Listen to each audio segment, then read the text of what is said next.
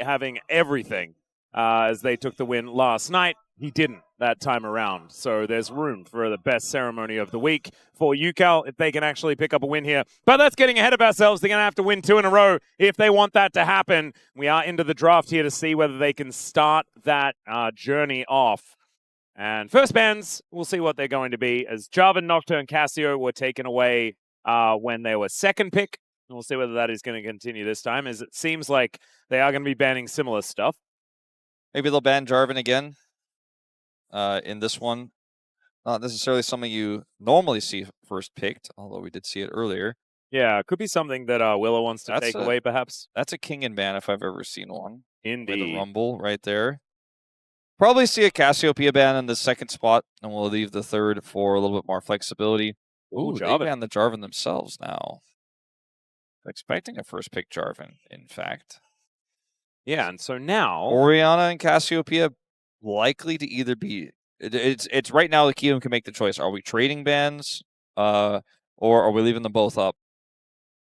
And Ezreal is still up and available. So that was something that they banned last time around, has been ignored this time.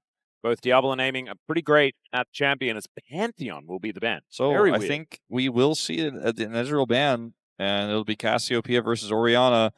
The choice first to Kiwoom DRX. And Ucal has often drifted towards the Orianna side of the matchup, but see where the times have changed. I feel like Cassio has done very, very well. The other thing to consider is Scout may be comfortable to leave the Orianna, ban Cassiopeia, and then play Lock into the Orianna. Oh, that's another option. With like a Karma pushing bottom lane with Ezreal or something like that. So he bans the Cassio. If Ucal picks Orianna here, then they can lock up their bottom lane and then lock the lock on 3. I know that came out weird, but lock. Yeah. Well, so, they like, lock maybe in you just go the Ori. Ezreal Karma here, and then in that third spot, with you have the bottom side prior you have to play through, you have that confident lock into Orianna matchup that Scout loves. I feel like that would be a good game plan here. Yeah. Diable loves his Ezreal. Yes, it's Karma. There are some issues in terms of engage potentially, but I feel like this is where we're headed.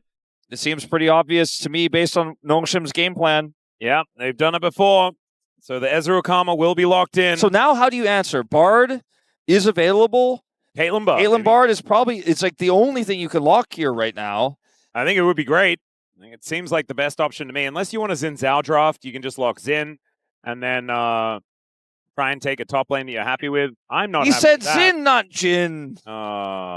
It's an understandable move. Well, I don't know about this. I think that lock is coming. I think it's coming, Atlus. I do know about this, and I think that it's not good. This is not what I wanted to see. This is a lane that is not going to win in any way, shape, or form. They're going to need some serious firepower to come from the top side of the map and the jungle. If Kiwoom DRX is going to make this one work. All eyes on Sponge for some reason. He's not talking. I think we got to put the eyes on Scout. Ooh, Galio is not what I expected. Not what I expected either, but is going to come on through. Gives them some team fight potential. Okay, so that changes this this draft up quite a bit, as the Ezreal is a lot of damage, but might need a little bit more damage top side. With the setup of the Jhin Shen, you still need something more to play through to set up the Jin's flourishes, buy a little bit more space. I don't know if they were eyeing the Jace pick that much in that regard, but it does give you a lot of range. Yep. They take it away. And, man, what if it had been a Kai'Sa Shen instead? That would have been so much better. Well, actually, I don't know about that. Playing Kai'Sa into Jhin Karma sounds... Or Karma Ezreal sounds pretty... But, I mean, Kai'Sa has been the thing in Ezreal for a really long time. So as long as you get through the lane, it's kind of all right. Yeah. But getting through the lane is, that's another story. I don't hate Jhin in this draft yet. But they have to prove the Jhin to me. Like, they have to prove they have the Jhin draft. And there's still time. There's still time. I appreciate that. I think I should probably have the more measured take on it as well. But I see Jhin and I see red. I can't look past the rage. You know what's interesting is they banned the Camille. Had they themselves taken Camille for Frog, I would have felt actually pretty good about the Jhin in this draft. I would have felt like they had a really nice way to lock down this Ezreal. And Nongsha wouldn't have necessarily had the answers. Skarner. That is another pick in this draft that I didn't see coming, really. It's going to give them a lot more engaged. Their front line is pretty insane for this Ezreal. All right, we are going to remake the draft, unfortunately. I'm not entirely sure why maybe the Skarner wasn't what they wanted. And given everything that's going on with him. But we are, as you guys could see, getting back towards this stage of the draft. I'm going to go through these bans, and then we will ultimately, shortly afterwards, have whatever Sponge was intending to pick there that was not the Skarner. Yep. So we need Camille, then Trundle on the other side, and then the Xin, and then I'll cross out the Skarner because that wasn't actually the decision that they made. Yeah, if it was a real Skarner, the Trundle ban would have been pretty pivotal. Yeah, it would have made sense. That's why I like wrote it down. I'm like, oh yeah, this is pretty cool. Instead, it is going to be a Wukong. Definitely a Sponge special here. Hey. Oh, just do it, aiming. Don't be scared. Susan is way better now. I know. You know, you can smack down those stacks real hard. I mean, I think when you have counter pick, you could definitely do it, but maybe wait for more information. Instead, they're going to blind the K'Sante in this situation. K'Sante. All right, so I mean, if there's a blind pick option, it's a decent one. Just get some front line there. I mean, there's the front line for the Jhin. Like, let's find out what that jungle pick is. Sell me on this Jhin. Sell it to me, Kiwoom. Give me that answer. Okay, Zaahen. See what I did there? Jungle? It's like, okay, then. But it's like, okay, Zaahen. Yeah, anyway. Shen jungle? Support K'Sante? I think it'd be Zaahen jungle. No, I know. I thought that's, I mean, but is that good? I don't think, I'm not. It was. It was. But I don't know whether it's good anymore. I just have to see. Maybe Willa can show us something. So this is an insanely good Jhin draft, actually, at the end of the day. But there are so many other moving parts to this that make it really scary. The fact that the topside K'Sante is going to have this Gnar counter pick that they don't have a really great answer for. Zaahen ganks in this meta right now, not very potent. So you're losing that lane. You're losing bottom lane. And Galio in the mid lane is going to be totally fine to this Orianna. So the Wukong's early levels are going to be not that big of a concern. And it's Zaahen you're playing against. So there's also that. That's not that big of a concern for early ganking. I just think the early prio is just going to bowl Kiwoom DRX over. If they can get out of the laning phase, though, I mean, there's so much frontline for this Jhin that maybe it just might work. And they have a great ball carrier. I think that the Zaahen will definitely do that job very, very well. The ulti can certainly get you into the positions that you want to be in. So that is a good one. And yeah, everyone is just wishing for play-ins. For both of these teams, Nongshim are not locked in just yet. A win here, especially a 2-0, is absolutely massive. And that guy also just flaunting all of those tickets that he's purchased to come and see. He wants to buy more. He wants to buy some play-ins tickets. Exactly, and they're the best ones, you know, because you get 5 games potentially. And let's see whether they can get us there with a victory against Nongshim here in game number 2. Let's get onto the Rift.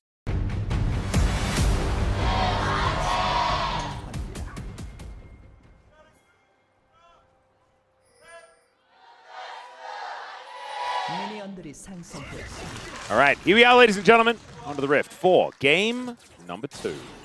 Ucal on one of his favorite picks here. The Orianna has been something that he's found a lot of success on throughout his career, but especially here on Kiwoom DRX. So this could be something that they could leverage.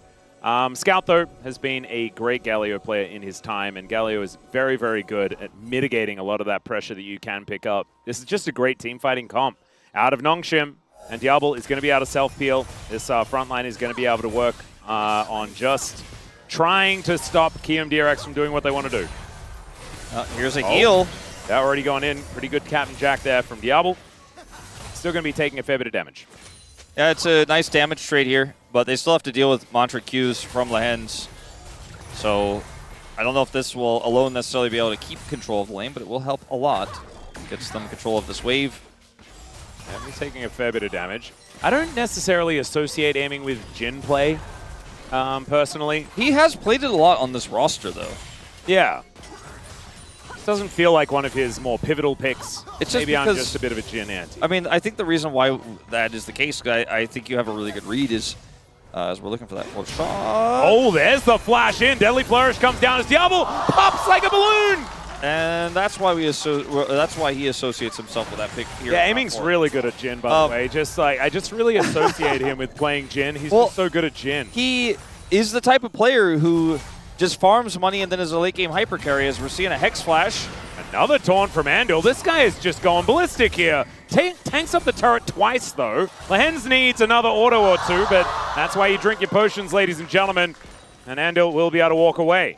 All right, Diable going to catch this wave. Oh, can Lehends get him? No. Yeah, Andil is going to be able to walk his way out of there, but still going to have his back stopped. So, I mean, aiming should be able to get a fair bit of power. Aiming is the type of player who just kind of weathers the storm. Oftentimes somebody's left on an island. He farms hard, and then he comes up big in the late game on hyper carries. Jhin is not really the type of hyper carry you think of. You think of the Ezreal, you know, in the late game or on a 2-item spike. You think about the Gnar, you think about the Zeri. Those are the types of picks you think about with aiming. And so when you see him on Jhin, you're like, oh, it feels like wasted potential for what he normally does. But on this roster, he's had some pretty good Jhin games. We'll see if after this lead he's been given, he can have another one. Yeah. Only went back and got a longsword and some shoes. As Scout, man, Clockwork Wind-up starting to do some work here from Ucal. Not going to be flashing after him or anything like that, though, as the Justice Punch will be able to get the Galio out of there. I think the way that you play out this lane as a Galio is to use your health bar as a resource as best as you can. Lehends just continue to stop Ucal's backs. Very annoying. But Ucal has TP, so even if he has to take like an awkward trade here, he will likely not care that much about it. But right now he is down boots and a no magic mantle. So yeah, like I said, he doesn't really care that much. But a good stop of the backs to get a little bit more tempo back. Andil is going to find a nice little taunt here under Lehends, but not too much more going to come out of it as aiming holding onto a force shot. I kind of feel like roaming Karma when you're trying to get Prio in a lane doesn't help to get the Prio in the lane. True. She's not known for great roaming strength. But also, she's not known to be able to get control of a lane that she's not in. Yeah, that's the thing. Well, one of the things. Another taunt does come down. A great Deadly Flourish one more time as Diable forced all the way back. These dancing grenades have been doing a lot of work here for aiming. Well, Andil just keeps holding these enemy champions in place with these taunts over and over and over again, and there just is no punish whatsoever. And they just can't get back control of this bottom lane at all. Lehends going to look for a bit of a flanking setup here. We'll clear this ward. Diable getting through this refillable. He has a refillable in tier in inventory. Not really where he wants to be right now. Yeah, not exactly battle stats at the ready, you could say. Do you want to know a fun lore fact between these two teams? Yes. The mid lane and bottom lane in the support role. Ucal and Lehends. This is a rematch of the 2018 LCK Summer Final. True. One of the greatest finals to ever happen between KT and Griffin. A lot of KT players across him as here's Willer. Yeah, looking for the angle here. Willer just dashes on forward. Will be able to find the pullback onto Lehends, who takes a fair bit of damage, and now Sponge will show up. Willer, without that passive stacked up, is going to have to back away. And Nongshim will be able to regain some control here of this lane. I was in full narrative mode until I saw Zaahen come over, and then I freaked out for a second. Then I realized it was a ganking Zaahen, and might have gone a bit too excited about it. But a good try from Willer. They almost got a flash though, Wolf. Andil? Wait. Okay, there is another immediate cleanse from Diable. As Andil at least does have his Aftershock, so he's going to be all right. Both the first Captain Jack, this cleanse here, have been really quick from Diable, but Andil's forced them consistently, and that makes it a little bit tougher to play out the lane. Andil's just really having a great Shen game here. Yeah, looking great so far in the early laning phase. Kind of wild how Shen was only played by Lehends, and then it became meta, and like Lehends is almost never playing this pick. Yeah, it's kind of weird. He's like, no, I'm a hipster. I don't play it when it's cool. It's cool now. I don't touch that. Yeah, he's ahead of the times. As Lehends, Frog and Kingen up here towards his top side, just hitting minions over and over again. Things are going to be pretty even once this lane is cleared out by both of them. This game has been pretty rough for Nongshim. Like I walked in this game being like, look at all the prio they have in these lanes. 400 gold lead for Kiwoom DRX. Yeah. First blood for Shen.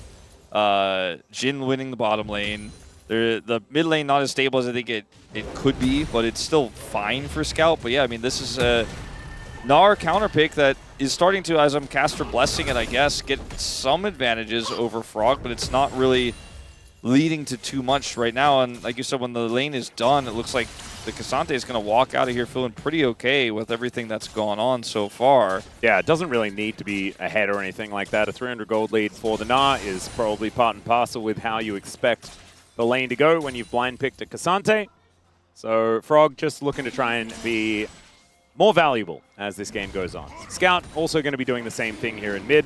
And Kiwoom DRX going to be starting off this Dragon. Rilla moves on in, does have that ulti at the ready. I mean, there's just no contest. It's there's like nothing to see on the map. Like, it's a Gnar walking back up slowly. That's the cross map is returning the lane. Yeah. Nongshim really just not getting control of this early game the way I think most of us expected them to. And it's in part due to the great play in the bottom 2v2. Diable gets a little damage done. Yeah, Andil. Oh, the shockwave going to be avoided there by Lehends as in comes the heroic entrance. Flash for the taunt, and it lands it onto 2. Andil will be finally taken down, but here's the ulti from the Zaahen. Decent Cyclone as an answer, though, and now Aiming is in a lot of trouble. Sponge gets on top of him.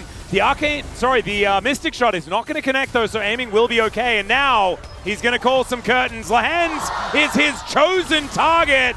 And Scout will be able to help keep his support alive.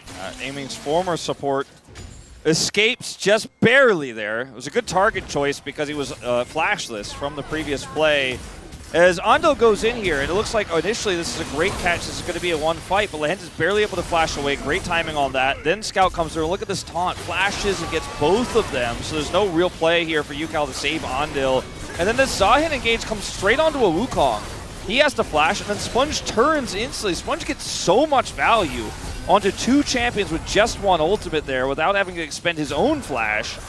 And then this gets really scary here as Lehends doesn't have flash, but the damage is barely not enough. Yeah, and it's a bit of an awkward Jhin game when it comes to trying to get these targets with the curtain call because you've got the Wukong there that can block things with the decoy and all that sort of weird stuff, and big tanky boys like this Galio able to stand in front. And, we have such we have such a tanky front line in this game. This is no Kled Olaf brawl. I mean, Olaf is very tanky, but my point being that he's kind of running at you. These guys are trying to set up engages. They're big CC tanks in this one. Yeah, K'Sante and Galio, both of them are like real tanks. And the big bruises in the Zaahen and the Wukong and the Gnar. So I understand it. I actually think that this could have some pretty elongated team fights. Yeah. Which is why I'm a little bit worried about a Jhin draft, because he does tend to reload for large percentages of those fights. He does have a lead, technically, right now. That last fight didn't go as well as Kiwoom DRX were hoping for, and they did get punished. And a kill did go over to Diable, so it is not a significant lead at the moment, but they still have chances to get this Jhin into a strong position. He's got a great front line to play through. Yep. I'm not worried yet, but I do understand that there are a lot of ways this could go wrong. But you know, like when you're looking at symptoms of something, you're like, oh well, it's only been a few days. Like, you know, if it's been 2 weeks, you got to go to the doctor. Yet. If it's been 20 minutes and 25 minutes and there's still a deficit and they don't have an advantage, then you should probably get that checked out. Diable is going to get slowed here and they're going to get away, but like, you can tell Kiwoom DRX and Andil especially this game. I mean, they are really fishing for some sort of edge, some sort of pick, but this time Nongshim a little bit better grouped for it. Sponge still has his flash, and with Cyclone back up, it needs to be respected. Yeah, Willa doesn't have his flash available. A little bit more of a dangerous time there, as Lehends will find a Mantra Q onto Andil. They're not getting any significant damage down, as Diable going to take a Deadly Flourish, but not going to get stunned up or anything like that. And they're going to be able to defend this second plate from going down. But it does feel like the tempo vibes are just moving back in favor of Nongshim as this game goes on. Ever so slowly, getting these little leads in the lanes, finding these aggressive postures across the map. Even though Scout's getting shoved in, even though things are relatively even in the top lane, they're not. Actually, it's a 20 CS lead. That number was a bit of a jump scare. It's still a K'Sante that's going to be fine with a 20 CS difference. Obviously, Kingen has generated some advantage, but they haven't been playing through, which is the point we were getting at. I thought that bottom lane would be auto-winning with Karma. Kingen would have an advantage. They try to look for Cyclone plays as soon as Sponge got his ultimate. And they didn't, you know. He hasn't been able to actually generate enough advantage to set up a dive or anything like that. It's K'Sante, pretty tough. But it's only 400 gold. Yeah, the game is very even. But that's not good, I think, for Kiwoom DRX. Yeah, the scaling question is a weird one, but I look at Jhin and I'm like, not going to be doing as much later on in the game, but I am biased, so it's really hard to see past that. Gnar has a lot of side lane power for the rest of this game, whereas the K'Sante not necessarily going to have that at all. All right, Andil we're just calls really the sword. We're really trying to force something here as Kiwoom DRX, but don't have a lot of control. I think that Frog is going to have a lot of power in this game. He will. Right? The K'Sante, maybe it's the fact that I watched, who was it? It was Dudu, who had such an incredible performance on the Dusante just a couple of days ago into this very team. Yeah, Diable had a lot of problems dealing with him. Oh, yeah. It was a different composition entirely, but still, you were definitely right about that. Aiming with a little bit of dancing grenade damage here. Double Trinity Forces completed here for Nongshim. Yeah. Some item spikes starting to come on through. First Drake did go over to Kiwoom DRX. We're still posturing for that second one. Scout has his ult to join a potential team fight here, even though he doesn't have prio, so this needs to be respected. Looks like Kiwoom DRX think they have enough control to start this up. Flash Cyclone is the biggest fear. Yeah. Aiming is pretty well positioned, though. He's going to move on over. Here's the engage. Sponge just gets blown up. Willa just delivers some grimness right on top of the monkey. Down he will go. Now the Drake is theirs for free. I want to see more Andil Shen. This guy, he is playing incredibly well. The ultimate there from Willer with the flash. Doing so much work.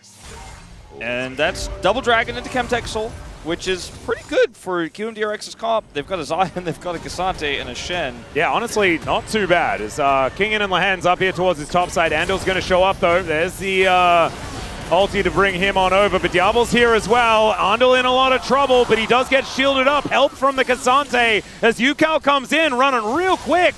And Diable needs to be so careful. Oh, man, down to sub 100.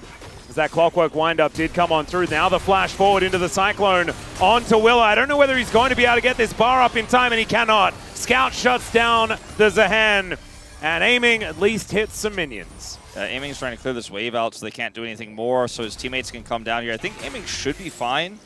It's a Galio. Wukong has no flash, no Cyclone, so he is just going to be able to back comfortably here. Isn't going to even have a wave crashing into him. So watch this again. Engage comes through, he follows on it. 나이스 잡았다 형. And he said, nice, got him. Yeah. Over here, you know, it's a bit messy, right? Willer is a bit, let's be frank, he's way overextended here with no control in this area.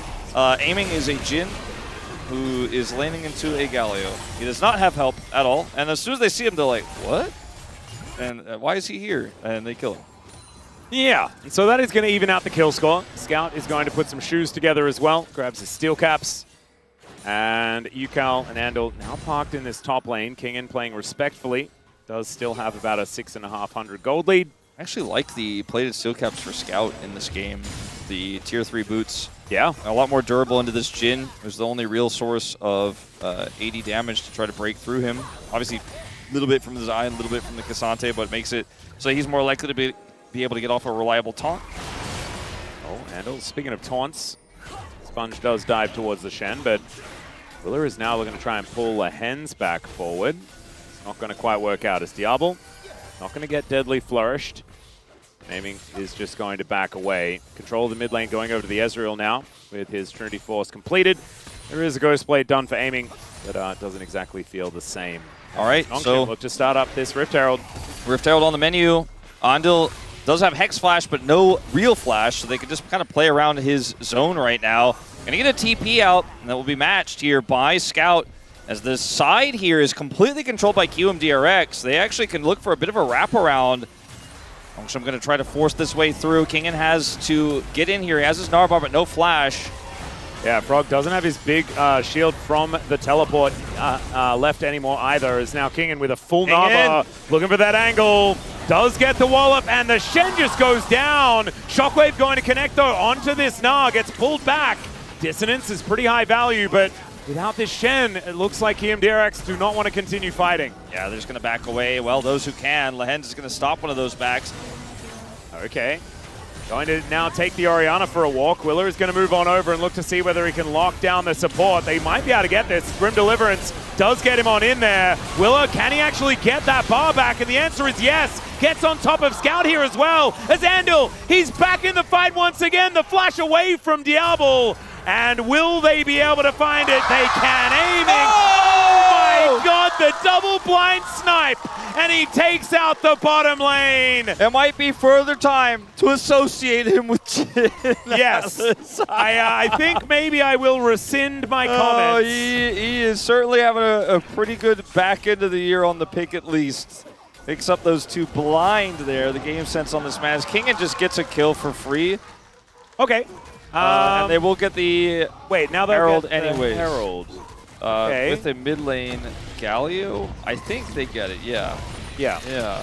Okay, so mid eye in tow. You can't win too much, otherwise this prize group game might get a little bit too one-sided. Look at Kingen, by the way. Like, if he had flash here, he could have just ended the game, I feel like. His Narbar was perfect for that setup. Just gets the wall up instead. As they look for this play here, chasing Ucal, and then Lehends gets cut off. And there's just too much Kiwoom DRX on this top side of the fight. Cyclone turnaround here. Double knockups. Willer does get his reset. And then aiming. He's just chunking them down. Gets the hit here on the Diable. Diable thinks he's found his way out. Watch this. Let's see how blind it was. Okay, so he knew where the Ezreal was, but oh my lord, I was not expecting him to be able to hit both of them. But the way he aimed it, it was like it was super obvious. Yeah, it was like he knew. Both were. But he is cold aiming, I guess. Maybe that's just the reason. As Willer once again going to deliver some grimness, but he's the one grimacing at the end. Now Ucal's flashing away. Flash taunt comes on forward. The Shockwave is only on to 1, and Sponge is kind of okay with it. As now Frog, he's gone all out, but he is going to go all out of the fight. Just doesn't want this one anymore. And now the Drake is going to get taken away. No soul point for Kiwoom DRX. This game is suddenly starting to get a little bit weird here as Lehends going to grab control of this Rift Herald. They're going to try to turn this into Dragon plus mid-turret. This outer about half health, but also has a crystalline overgrowth to crash into here. And with the grubs they have, it is just going to go down here. So Nongshim with a swift turn back into the lead here. 1,000 gold the advantage, and even going to get out is Kingen. However, yeah, Lehends is going to have to try and dance around this one. Diable going to get spotted and takes the last couple of bullets, but at least Lehends will survive. That is the charge from Shelly. Shortest charge of all time. Yeah, it is not a very large one, but nothing Frog could do about it. It's 2 turrets. It's going to be the turret going down, yeah. Moving up to 1,400 gold here for Nongshim now, off of just one play here. This is a really messy start to this fight, but you know who's there. Like, it's not a secret. Yeah. I think it's just a miscalculation here. Andil takes so much damage, and the Willer is like, okay, I got TP, I'm going to go in. But Ucal isn't there yet. He's trying to get there. He's not there. Just a bit of a misjudge here. The flash from Scout gets the double taunt as Frog's like, I want the taunt badge too. That's all I wanted. I'm out of here. I'm not going to help you guys out. Yeah, it's just super messy. They doubled and tripled down on a fight that was unfortunately not really ever going to be a chance to win. And now the side lane Gnar. Oh dear, there's the flash out from Frog, but that might have been too little, too late. Never mind. Able to dodge out of the way of the house. And he will keep himself alive. It's okay. Nongshim back with some control. 1.3k going to be their advantage as Willer off to the side. Andil is there to help him out as he does pull back the monkey, but he can create a clone of himself. Scout has his ult, so they need to be, and he's like right there. So whoever they decide to go on will have a Galio joining very soon. Be very respectful of this, and it's like Nongshim is just going to back away and deal with this wave that aiming has set up. And they're just leaving this Gnar to win the side lane bottom side where there's no flash on Frog. And I really like the lane setup here for Nongshim right now. Because Frog, he just can't really even be in this lane without help. And with everybody's top side, Kingen's like, well, that's exactly where I would like to be on the opposite side. My teleport's not up, but that's okay because I'm just going to keep pushing this guy. Yeah. There's no way that Frog can really do anything about it, especially if Kingen has his Narbar in a good position. Hits Mega now, and so Frog is just going to have to bide his time. Having used the flash previously, has to be so careful, like you were saying. Scout clears out the top wave as Kingen looks for an angle towards aiming, but he's got a blast going to get himself out. They're looking for a potential collapse here with Cyclone. Oh, Andil could be a target. Not going to go in on him just yet. Two items. Slow him down. for Diable. You know, I mean, he's at his really strong point right now. 2 items on both the Wukong and the Gnar. That's Triforce Cleaver. Like, Nongshim are so strong right now. I think stronger than that 2,000 gold lead really shows. So they want to continue this lead. I think Kiwoom DRX needs to just play around the fact that that Baron is not possible and the Dragon isn't up. So there's just no reason why you should be opting into interacting with Nongshim right now or fighting with Nongshim in any way. Just try to track Sponge and stay away from him. Yep. Captive Audience was pretty good there to slow down the Wukong as Lehends. I don't think you're really allowed to face check, but he's just going to take half of his health bar and manage to walk away. Good warrior trickster there from Sponge to get himself out of the way of the danger. And Kiwoom DRX, they would really like to be able to find a pick right now, but it is looking pretty difficult to do so. And a minute and a half left. They have another chance at a soul point. At least they do have that dragon buffer, Wolf. That is something that Kiwoom DRX has in this game with that early advantage that they picked up. And Shockwave is going to be buffered gloriously here by Scout. Scout just walks it out. He went for the plated steel caps, but still has Abyssal. Now has the Imperial Mandate. He is so strong, so difficult to kill. And he's just going to ignore Ucal entirely here and just take it back. Yep. They send Kingen top side. They get to keep both TPs for their side laners. Sure, Kiwoom DRX have 2 the same, but when you get to back like this perfectly and swap soul laners, it feels so good. Kingen has level 16, incredibly powerful. 1 minute until this dragon spawns, and Nongshim are already working on that prio on all 3 lanes. Galio controlling bottom. You know, Kingen's pushing top, and this is Diable pushing into aiming here. There's no turret for Kiwoom DRX, so this dragon feels almost surely Nongshim's. Still a little while before it spawns, but they have full prio. At least Willa can actually get over here. The Banana Brush does have a control ward in it. So that is something. But I see your point. They are just so much stronger with the amount of better items that they do have with them. Look at the wave. Almost has his Infinity Edge, but not quite. Wave getting dropped here in the bottom lane. So Kiwoom could get prio back for a moment, but it's too early to get it, and they're trying to look for a punish, but Nongshim are very aware and are just kind of staying in the mid lane and ignoring them. And now you've got a Galio looking for a bit of a pinch here.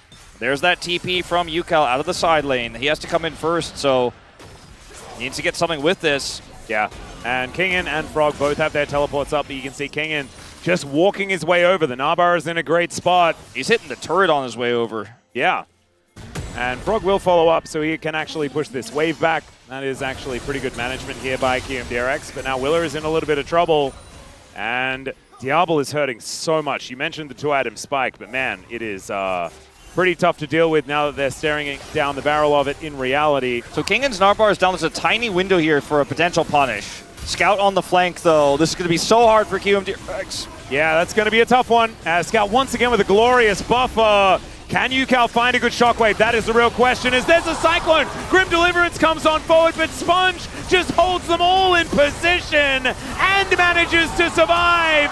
2 of them are already dead. The front line is wiped out by Nongshim as Scout looks for the angle. The winds of war are going to be enough to get rid of the Orianna. And I think Nongshim may have just made the back-breaking play. Yeah, Scout's there to answer the flash over the wall. And Kiwoom DRX, they didn't have much control. They're going to try to get this Galio, and he's just going to send his way over to help his teammates out. How heroic was that? Well, he's definitely exited the situation. No curtain call to try and go for a steal. And Nongshim will definitely be able to get this Baron and move themselves towards a 5,000 gold lead. I mean, look at the setup here. Sponge is holding the line on this dragon, flashes in for the Cyclone. Kingen's doing massive amounts of damage. They pull him out of the fight and try to focus him down, but he's able to buy some space here. In live, we have a bit of a taunt, but ignore that. And this Scout's ready for the flash over the wall, gets the taunt. Ucal gets caught here. And down he will go as well. Just crushing everything as aiming almost dies. Yeah, True Shot Barrage almost hit him there. As the taunt's going to come down, they're going to try and get rid of Scout here, who goes golden. Teleports are coming in from absolutely everywhere. Let's see what Frog can actually find. Grim Deliverance comes down. That's going to slam this Galio. But look at these health bars. They are just evaporating. At least Will is going to be able to get his health bar back. But Kingen, he is going to reduce it so quickly. Frog gets into the back line. He's fighting against Diable. I think my money's on the Ezreal, though. As Frog goes all out, tries to cut him down. But his friends make their way back. And that is going to be Nongshim trading a Galio for 3. Looking very strong here for a push to potentially break open this base now. Only Scout dies with his sacrifice. is not in vain. As aiming, just going to back in front of this turret as Sponge as Wukong rips it off the map. Yeah. And now it's a 7,000 gold advantage. The sad third item, Infinity Edge, is now completed here for aiming after the game has basically disintegrated. Yeah, I mean, he hasn't died. Almost none of this game was his fault, but his team wasn't ahead. Like we talked about, you've got to be in order to win this game with this composition. Otherwise, the front line is just too much to deal with. Scout gets caught here, gets a taunt, and buys space for the TP to come through. Sponge come through, rather, on that initial play. Scout does go down, but Kingen's here. And the Cyclone fall. I mean, Cyclone's just coming off cooldown when Sponge arrives here. And then the wall up into the wall. And it's just a dominant team fight here for Nongshim as Diable outplays Frog. Frog, good try, makes it close. The teammates come over as well. And I'm told in live, we do have a pause. A little bit of a pause here. Not entirely sure what has happened just yet, but we'll make sure that we keep you informed as soon as we can. I believe this may be an issue with one of the peripherals. What's your guess, Wolf? Is it... I assume that it's a mouse-based one. I'm just guessing headset, but... okay. Well, actually... Oh, I was right. headset. There you go. You were right. Wow. So my guess wasn't so good. I also predicted Kiwoom DRX yesterday, I predicted and you Nongshim. predicted Nongshim. Yeah. So that's double predictions. Well, the thing is, even though you and I are close friends and we're teammates on this broadcast, I'm gunning for first place on the Yeah, match, I just know. like Chronicler always did. And I'm a little bit scared because I'm in second place for predictions. I know. So that means that I'm the one that you're gunning for. I know. And I'm like very confrontation averse. I know. So I feel like I'm in a very worrying position right now. But like Chronicler, guess what, Atlus? Guess I'm pulling one ahead, huh? Should have thought a little bit more wisely. Hey, hold your tongue, Wolf. It's not over till it's over. Okay, it's only 7,000 gold the advantage. Yeah, exactly. Kiwoom DRX. This is comebackable. They're going to need a lot to get back into this one. Right now, I don't even think this comp has the type of miracle play we saw in Game 1 with a kick into the wild growth. Maybe a miracle shockwave that could find them all. Yeah. Some sort of commentary call like that could come out and they could bring us to 3. Yeah, like Andil taunts 4 people and then like you get the shockwave on top. That'd be pretty sick. You could probably say that it finds them all there. Yeah. Especially if it also gets these couple of siege minions that are also being very frustrating here for Kiwoom DRX. Wow, the True Shot Barrage, though, that found them all. And that's going to send them all home. Oh, dear. Well, that is 2 inhibitors that are going to be hitting the deck very, very quickly. There is also a minion wave being prepared for this bottom side as well. So every single structure in this base is just kind of one by one being torn out of the ground. The Baron wore off, though, for what it's worth. Well, there's 3 grubs, though. So I think this inhibitor might wear off. Oh dear. Ucal is also wearing off as the shockwave is going to be walked out of. Oh dear, that is not exactly great news as the Mystic shots are landing. Diable gets pulled back though, does get the cleanse and keeps himself safe. And now Andil, he's going to be taken out. Diable finds that one as well. Another True Shot Barrage does so much work as... yeah, Frog wishes he was tanky. Unfortunately, he just kind of isn't. Diable's able to arcane shift out of the way of the Jhin. And Nongshim are just flattening them with their wallets right now as Lehends flashes out of the way of aiming. The last shot will finally take him down. But the Nexus turrets, they're all removed as well. Aiming's at full health, though. And these health bars on Nongshim are starting to get a little dicey. Maybe it's going to be another day or another push that Kiwoom DRX loses. I mean, the base is under siege, though, of these minions. They actually have to defend the Nexus. Or do they, Wolf? They are their own independent people. They don't have to defend their Nexus if they don't want to. I think they do. I think they probably should do that. Well, I think they should defend the base. No. You don't need to. Minions are coming in. This the might super be... minions killing Kiwoom DRX's play-in chances? Yeah, that would be very, very sad if they had lost to minions. Teleport to bring Kingen right back into the fray. And they're just going to send Kingen in to come over and just auto-attack that Nexus a few times. He does have a big old shield that he just put together. Aiming also has a Hurricane. That's kind of crazy. You know, it's very fun when you can just teleport in and just click on the Nexus to win the game, but I don't know if that's necessarily how Nongshim have to play this at this point. Okay. Let me talk to you about what happens when 3 inhibitors are down, though. That means the Kiwoom DRX will have really strong minions coming towards their base, but also they're like going to be able to farm those waves from their base. Yeah. And I was about to say safety, and they don't have any of that because there's no turrets left. So there's no safety, but these ways, like, look at all this money making its way towards Kiwoom DRX.